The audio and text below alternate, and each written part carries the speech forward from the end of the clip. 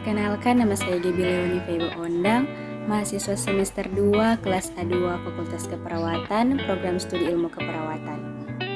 Video ini dibuat untuk melengkapi ujian tengah semester mata kuliah keterampilan dasar keperawatan, dosen pengampu, Nurse Tirsa Momi Eskep MKep. Luka adalah kerusakan pada fungsi perlindungan kulit, disertai hilangnya kontinuitas jaringan epitel, dengan atau tanpa adanya kerusakan pada jaringan lainnya seperti otot, tulang dan nervus yang disebabkan oleh beberapa faktor yaitu tekanan, sayatan, dan luka karena operasi. Luka pasti menimbulkan rasa sakit, namun berat ringannya berbeda-beda, tergantung pada lokasi, jenis, dan keparahan luka. Perawatan sangat penting untuk mencegah luka menjadi kronis, infeksi, atau kondisi berbahaya lainnya.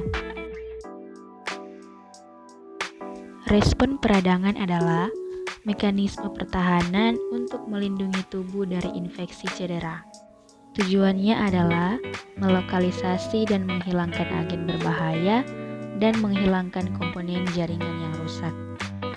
Fungsi peradangan yaitu bagian dari respon kekebalan tubuh. Peradangan bisa bermanfaat ketika misalnya lutut mengalami cedera dan jaringan membutuhkan perawatan dan perlindungan. Jenis-jenis luka. Luka koyak atau avulsi. Avulsi adalah robeknya sebagian atau seluruh kulit dan jaringan di bawahnya. Luka robek ini bisa terjadi karena tembakan, ledakan, kecelakaan berat, atau perkelahian. Darah yang keluar akibat luka jenis ini biasanya cepat dan banyak, sehingga perlu penanganan medis segera. Luka tusuk disebabkan oleh benda tajam dan panjang seperti pisau, jarum, atau paku. Meski umumnya tidak menyebabkan darah banyak keluar, luka jenis ini dapat menembus kulit hingga melukai organ dalam. Selain itu, luka tusuk juga dapat menyebabkan tetanus. Luka robek bisa berupa luka goresan ringan, bisa juga berupa luka yang dalam dengan bentuk tidak teratur. Luka ini sering ditemukan pada kecelakaan saat berkendara atau kerja, misalnya akibat mesin. Luka sayat bisa disebabkan oleh benda yang pipih dan tajam seperti silet, pecahan kaca, pisau, atau bahkan kertas. Selain itu, luka sayat juga bisa disebabkan oleh prosedur pembedahan.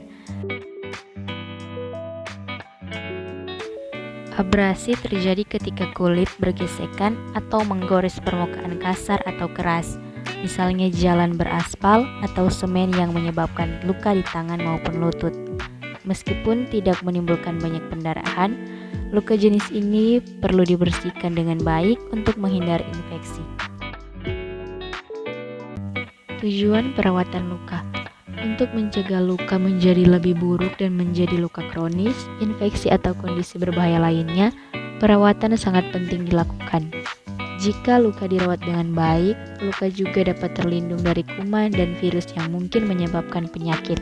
Luka kecil biasanya dapat disebabkan dengan sendirinya, namun luka yang lebih dalam akan membutuhkan perawatan medis dan dokter. Jenis perawatan luka. Perawatan luka akut. Luka akut terjadi akibat adanya jaringan yang rusak karena trauma.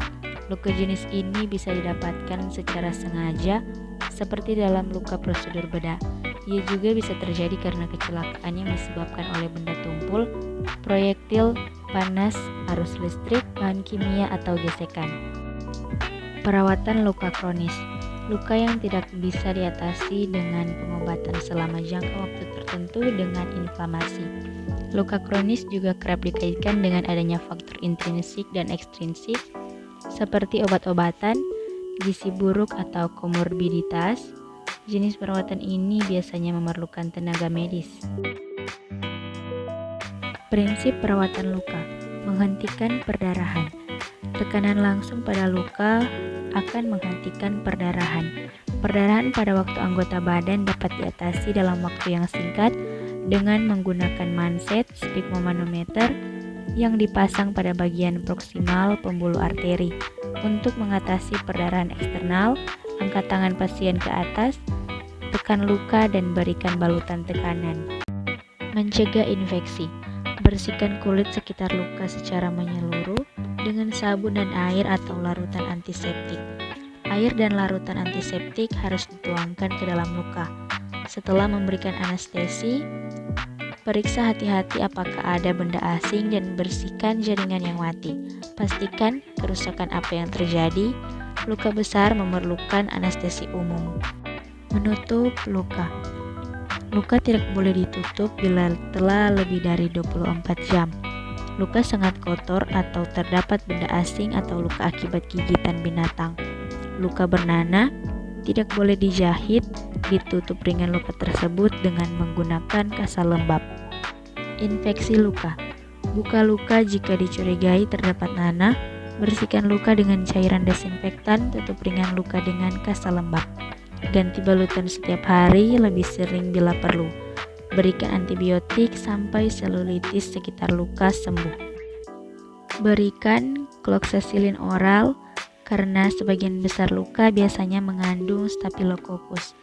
Berikan ampicillin oral, gentamicin, dan metronidazole jika dicurigai terjadi pertumbuhan bakteri saluran cerna. 1. Pembersihan atau pencucian luka kering, tidak mengeluarkan cairan. Dibersihkan dengan teknik swabbing. Luka basah dan mudah berdarah dibersihkan dengan teknik irigasi. Cairan antiseptik sebaiknya tidak digunakan kecuali jika terdapat infeksi karena dapat merusak fibroblast yang sangat penting dalam proses penyembuhan luka, menimbulkan alergi bahkan menimbulkan luka di kulit sekitarnya. 2. Pemilihan balutan. Tanpa pembalut-pembalut modern itu, kasa steril dan juga obat luka yang diberikan dokter sudah cukup. Yang penting bersihkan luka, keringkan. Prinsip perawatan luka yang lain adalah tidak boleh membuat sebuah luka menjadi luka baru atau berdarah lagi. Karena itu, berarti harus memulai perawatan dari awal lagi. Hindari tindakan menggaruk luka atau kulit di sekitar luka. Fase penyembuhan luka. Homeostasis. Pada fase ini, tubuh akan mengaktifkan sistem perbaikan darurat, sistem pembekuan darah, dan membentuk bendungan untuk memblokir drainase. Inflamasi. Respon alami tubuh terhadap cedera. Setelah luka awal, pembuluh darah pada luka berkontraksi dan membentuk gumpalan.